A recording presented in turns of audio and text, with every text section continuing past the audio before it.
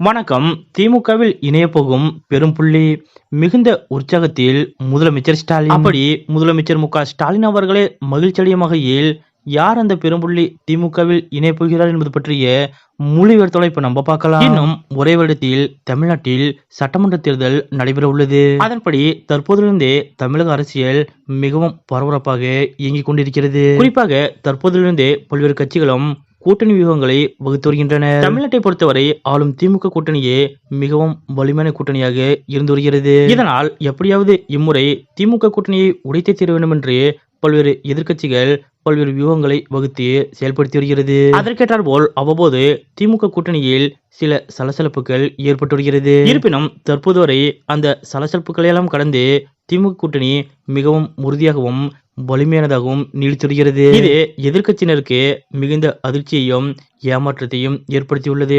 இப்படிப்பட்ட நிலையில்தான் தற்போது எதிர்க்கட்சிகளுக்கு மேலும் அதிர்ச்சி தரும் வகையில் முக்கியமான பெரும்புள்ளி ஒருவர் திமுகவில் இணையப்போவதாக தகவல்கள் வந்து கொண்டிருக்கிறது. அதாவது பாஜகவின் எம்எல்ஏவும் பாஜகவின் தமிழகத்தில் முக்கிய தலைவர்கள் ஒருவராக இருக்கக்கூடிய நயினார் நாகேந்திரன் அவர்கள் தான் திமுகவில் இணைய போவதாக கூறப்படுகிறது. அதாவது தமிழ்நாட்டில் சட்டப்பேரவை தேர்தலுக்கு இன்னும் 12 மாதங்கள் இருக்கக்கூடிய நிலையில் அதற்குள்ளாக தமிழக பாஜகவில் புதிய தலைவர் நியமிக்கப்படுவார் என்று கூறப்படுகிறது. அந்த வகையில் இந்த தலைவருக்கான ரேஸில் நயினார் நாகேந்திரன், தமிழிசை சவுந்தரராஜன் ஆகியோர் முன்னிலையில் இருப்பதாக கூறப்படுகிறது. அதேபோல் தற்போதைய பாஜக தலைவரான அண்ணாமலை மீண்டும் நியமிக்கப்பட வாய்ப்பு இருப்பதாகவும் சொல்லப்படுகிறது. இதற்கிடையே அண்ணாமலை மற்றும் நயினார் நாகேந்திரன் ஆகியோருக்கு இடையில் தற்போது சுமூகமான உறவு இல்லை. சில நாட்களுக்கு முன்பு கூட நயினார் நாகேந்திரனை அண்ணாமலை அவர்கள் கடுமையாக விமர்சித்திருந்தார். இதனால் நயினார் நாகேந்திரன் அவர்கள் மாற்றுக் கட்சிக்கு செல்ல திட்டமிட்டிருப்பதாக அவ்வப்போது செய்திகள் வெளிவந்தன. மேலும் திருநெல்வேலியில் நயினார் நாகேந்திரன் அவர்களுக்கு இருக்கும் ஆதரவு காரணமாக தொடர்ந்து பல்வேறு கட்சிகளிலிருந்தும்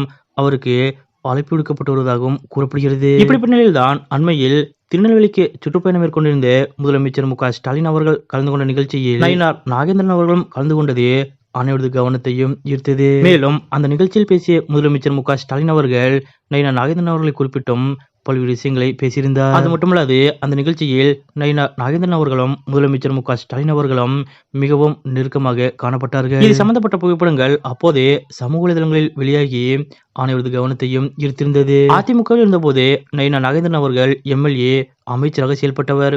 மேலும் திமுக நிர்வாகிகளுடன் அவருக்கு நட்பு உள்ளது. அந்த வகையில்தான் அந்த நிகழ்ச்சியில் பேசியிருந்த முதலமைச்சர் மு.க.ஸ்டாலின் அவர்கள் நம்முடைய நயினார் நாகேந்திரன் என்று குறிப்பிட்டு கூறியதால் அவர் விரைவில் திமுகவிற்கு வருவார் என்ற சந்தேகம் எழுந்தது. மேலும் நேற்றைய தினம் பிரதமர் மோடி அவர்களை முதலமைச்சர் மு.க.ஸ்டாலின் விமர்சித்த போது பாஜக சட்டமன்ற உறுப்பினர் நயினார் நாகேந்திரன் அவர்கள் அமைதியாக இருந்தது ஏன் என பாஜக நிர்வாகி கார்த்தி தியாகராஜன் அவர்கள் கேள்வி எழுப்பியுள்ளார். இதன் மூலம் பாஜகவில் அண்ணாமலை அவர்களுக்கும் நயினார் நாகேந்திரன் அவர்களுக்கும் இடையே சுமூகமான உறவு இல்லை என்பது தெளிவாகிறது. இப்படிப்பட்ட நிலையில் மீண்டும் தமிழ்நாட்டில் பாஜக தலைவராக அண்ணாமலை அவர்கள் நியமிக்கப்படும் பட்சத்தில் பாஜக எம்எல்ஏ நயினார் நாகேந்திரன் அவர்கள் திமுகவில் இணைவார் என்று எதிர்பார்க்கப்படுகிறது. இது முதலமைச்சர் மு.க.ஸ்டாலின் அவர்களுக்கு மிகுந்த மகிழ்ச்சியை ஏற்படுத்தியுள்ளது.